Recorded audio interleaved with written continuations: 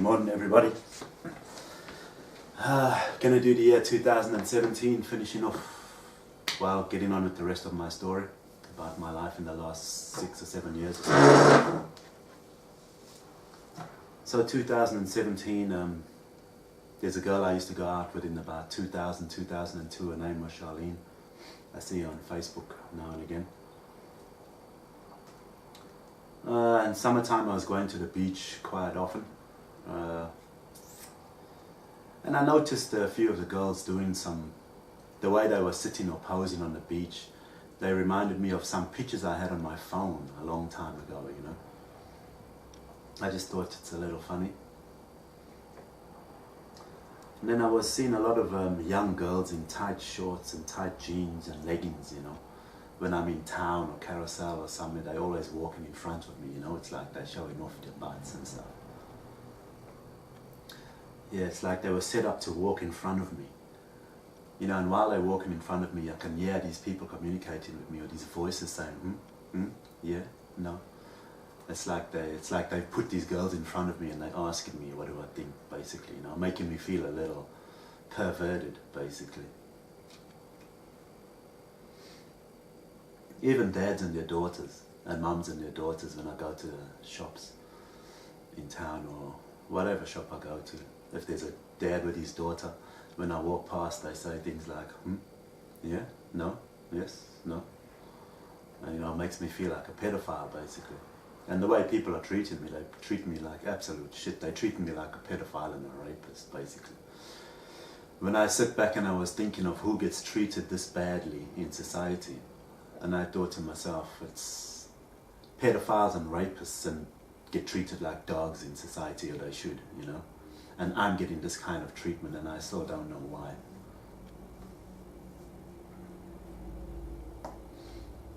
Anyway, when I go to my brother's house, Byron's house, the same deal with the TV. I can hear the people in the TV. You know, when I'm playing with Olivia or Denzel, they sniffing, you know, they implying the girl smells and that kind of thing. A lot of the time out in public, beautiful woman everywhere on the train or whatever, every time I'm next to a beautiful woman, these voices and these people are going, they got this woman are coughing or they sniffing, you know, or wiping their nose, implying that they smell or they got a smelly pussy or something like that, you know what I mean? The thoughts that they creating in my head are disgusting, basically, whenever there's beautiful woman around. And they've got this beautiful woman in poses that look like they're using the toilet, and you know, they basically got this woman to turn me off them. That's how I feel, you know, these women are turning me off every time I'm around them. And I'm not doing nothing, I'm just going about my daily business. Anyway, same deal at Byron's house when I'm playing with Olivia or Denzel.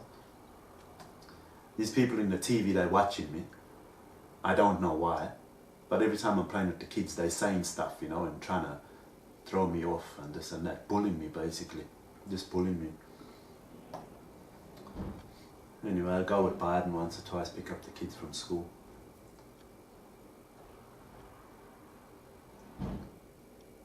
There's people on the train. People on the train, you know, they move when I move. When I move, they move. When I turn my head, they move back. Every time I move or look somewhere, people are fucking moving. You know what I'm saying? They all bullying me. It's like they're trying to make me move sporadically or like move quickly or fast, you know? They're trying to make me look stupid. There's people talking, people are talking and they're relating to my life in their conversation. I don't want to listen to them, but people actually come within earshot of me so I can hear their conversations. And their conversations are relating to my life. It's so fucking annoying. And everywhere I go, people are following me and bringing it to me while I'm minding my own business. In shopping centers, in the malls, my TV's still shaking like that. The people in the TV are bullying me. My TV's shaking. It's absolutely frustrating and annoying. I can't watch TV in my own house.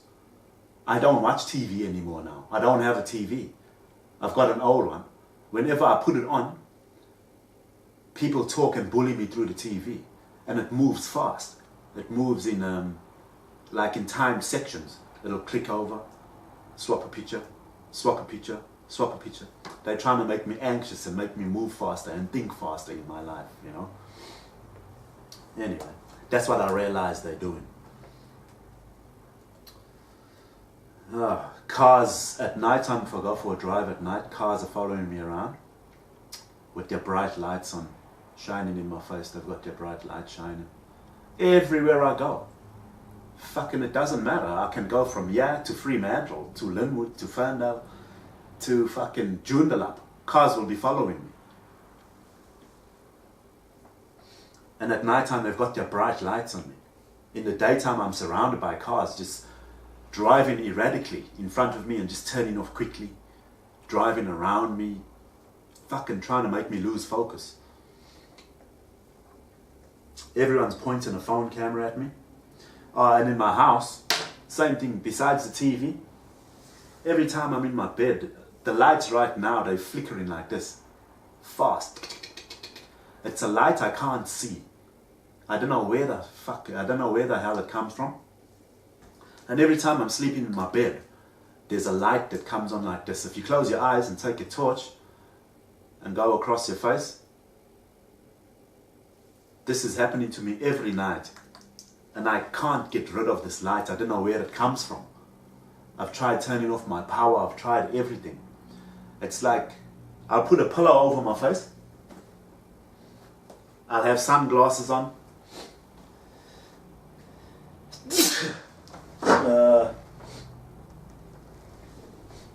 And that light still penetrates through anything I put over my face.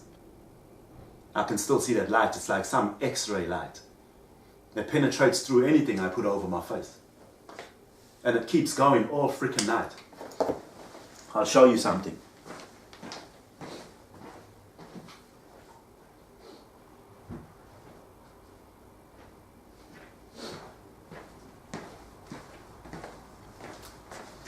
I made up these glasses so I can dodge that light. This is no joke. I made these glasses so I can sleep with this in my house. Well, it's a Holmes West house. I use the sunscreen shield for my car window, and I put that over my head at night to sleep. This is what's happening in my life. Look at this. This is ridiculous. It's absolutely shameful. Why am I going through this?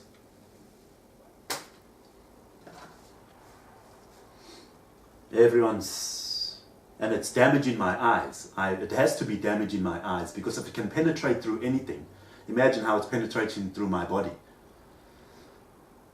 It can't be good for my bones or my eyes.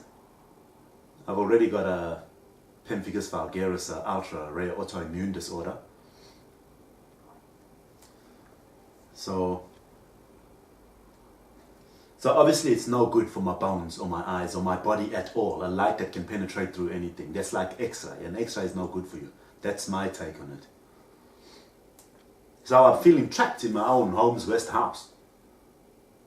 I want to sleep outside in the car. I might as well be homeless, because if I'm homeless, then people can't damage my body and my health like they do inside this house. So I'm in a fucking conflict now. I don't want to be homeless. I need somewhere to stay. I'm trapped. People are damaging my health inside my house. Everywhere I go, people are on their phone like this. It's like they're pointing a phone camera at me, you know. It's like they video cameraing me. And these people are constantly talking or bullying me in my ear. There's people pushing babies in prams. The babies are always bouncing around now. This and that, bouncing up and down. It's some pedophile natured stuff, you know what I mean? Everywhere I go, some woman will turn a pram into me. And there's babies bouncing around with their legs in the air, chewing on their feet and all that there. You know what I'm saying? It's like people are stigmatizing. I'm feeling stigmatized as a pervert or a pedophile now.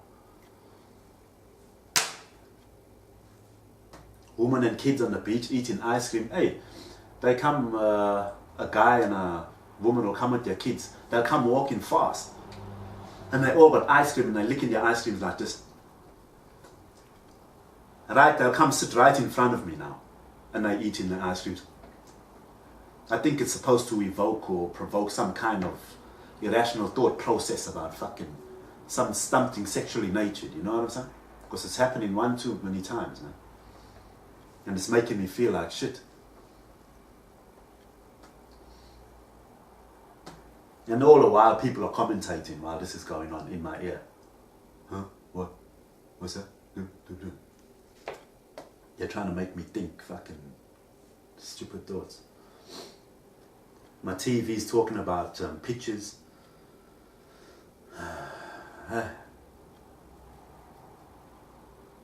Talking about pictures, and I'm thinking, fucking pictures. Pictures, people pointing cameras at me. I saw Sandra Canham in town, and as I drove past her in Forest Chase Mall, she just turned the other way. I noticed this is what people are doing to me, they're just turning the other way.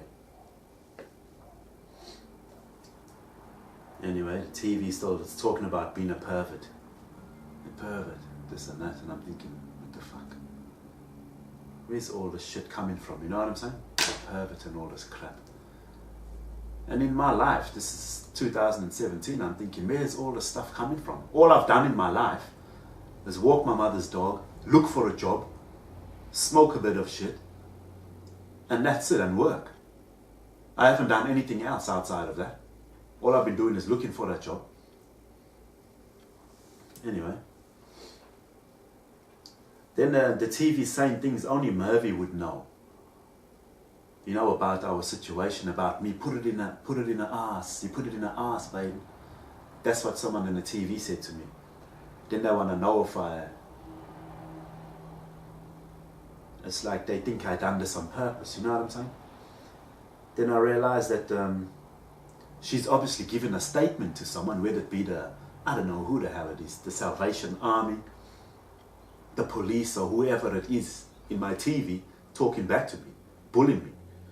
She's obviously given a statement to these people because the information they're relaying to me is quite personal. How would anybody else know that unless she's told someone else? And who are these people that are important enough to bully me through the TV? You know what I'm saying? Anyway, I'll tell you what happened with me and Mervy. What they're talking about. Now, because I'm trying to get to see my daughter, they're telling me about the situation with Mervy. And this is a surprise to me, because this situation, through the last 10 years of my life, has never come up with me once. It's never been in my mind. It's never been an issue. Because me and Mervy saw each other after this situation and everything was okay.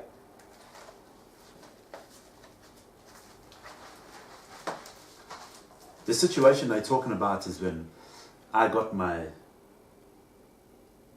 penis in a butt by mistake, and I didn't know that. So they're calling me basically a rapist. They're basically calling me a rapist for that. Now this is something that we got past a long time ago in our lives, and I never ever thought would come up as an issue in my life. I've never had a chance to speak to my ex-wife after she disappeared. So this is how the story, part of the story goes with me and Mervy that time. This is in 2006. I went over to Mervy's one day in 2006. Everything was good. And then we're getting all heated up on the couch. Whether we were standing, but we had sex on and over that couch quite a few times, with Mervy in a doggy style position, with her knees on the floor or her knees on the couch. Sometimes I like to put her leg out to the side while we're doing it, and not take her pants all the way down. This time her pants were down almost to her knees, and her knees were on the floor. I couldn't see her bum or her pussy, which was normal most of the time. I used to just feel around and try to get my penis in there. I never used to actually see a bum or a pussy. And then I'd feel around with my penis to slide it in a pussy, right? So I worked my dick into a pussy for a while, and I got my dick in a certain amount. And by this time I was about to come.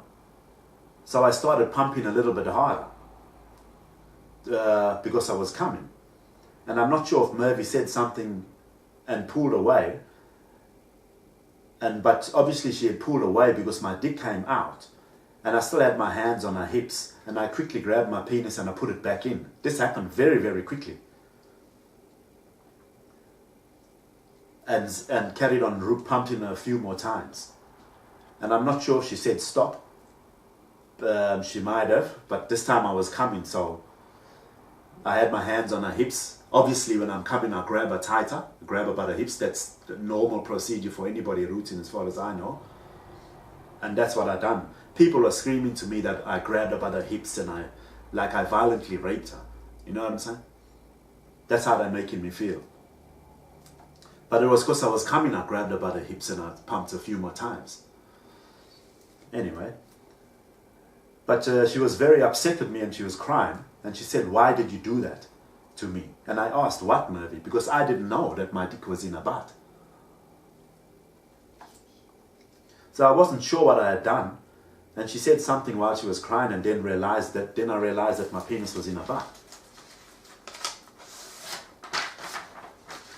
She was laying on the floor crying and I apologized to her and I said, I'm sorry.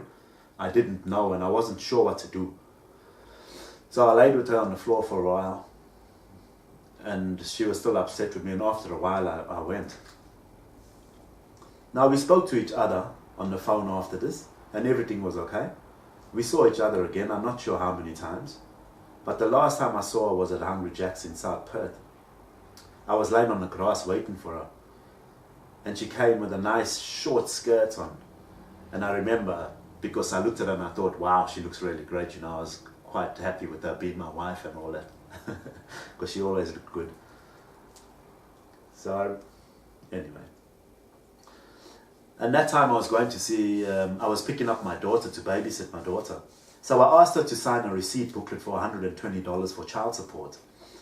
And then she wouldn't have a bar of it. She said to me like, oh, what am I going to do with $120, this, that, blah, blah, blah. And I explained it's not for you, it's for Aliyah and this and that. And anyway, we had an argument and that was it. So that time when we had an argument, that was the last time I saw them. After we had that argument about child support. And that time I was picking up my daughter to babysit her for the night while Mervy went out. So that's the situation that people are talking, relaying to me through the TV. But they've got it a little twisted. They've got a biased opinion that this is something that's never crossed my mind over the last 10 years. This is a surprise to me, out of the blue. I want to go see my daughter and this and now and get my life, carry on with my life, and these things are coming back to me like, whoa. Oh, these things have never been an issue in my life.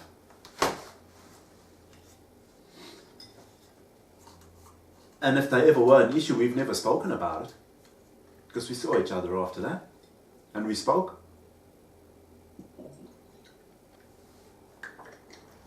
Anyway, that's the situation about Mervy that people are relaying back to me through the TV. This is 2017, first few months. Then I met Riccardo at Carousel. He came over and he acted a little bit strange. We went for a drive. He said he's got $400 on him. Then we went to Kurt and Gemma's one night with I went with Caldon and Riccardo. And Riccardo was acting a little cunty actually. He was laughing so loud and I felt he was bullying me, you know. He was bullying me, him and Caldon sitting there with a silly look on his face. Riccardo was sitting there laughing loud. Ha ha ha ha ha. Every time I went to talk to Gemma now, Gemma can't hear me, I can't hear Gemma. We're struggling to communicate with each other because every time we communicate with each other, Riccardo's making a noise and carrying on for himself. So I'm wondering, why are people treating me like this, you know? So I'm not in the mood to get up and say or do something because I'm absolutely clueless as to why people are doing this to me. Anyway, one day he came to meet me at the beach and he said something about me blocking things out. He done a cookie whoop thing because he done that thing where people talk to me but they're not looking at me. He said, no, you're blocking something out. But he wasn't looking at me, you know. I find people are doing this a lot in my life. Then he spoke about Tracey. I think Tracey Shaw he must have been talking about. This is a girl me and Tracey and myself hooked up a long time ago. From after Polygons one night. So he must have been talking about Tracey to see if I can remember. I don't know, it just came up out of the blue. I was like, yeah, Tracey, man, cool, I remember Tracey. I saw her on Facebook a few times. Anyway, on my way to Communicare now, I'm trying to organise a job to get back into the workforce. So I'm doing some inductions and stuff on the computer, you know, for a few companies, for Linkforce, for Minprovise, for TechForce and all that. And anyway, now my bike got stolen while I'm doing all this. My spoon got stolen from the train station there. And I thought someone stole my bike on purpose, you know, same like the other one, because everything, all this weird stuff was going on around me. Someone stole my bike on purpose. I spoke to child support about Hailey, and they said Hailey's been getting child support since January 2013. And I said, oh yeah, okay, no worries. Only after a while, a couple of months later, I thought that's bullshit, because Hailey in 2013 was trying to take me to court to get child support for Lorenzo. And towards the end of 2013, we were still in the same boat.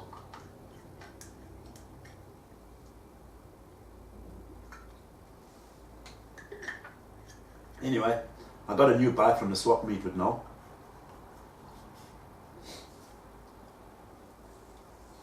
Just like they had a bike just sitting there waiting for me.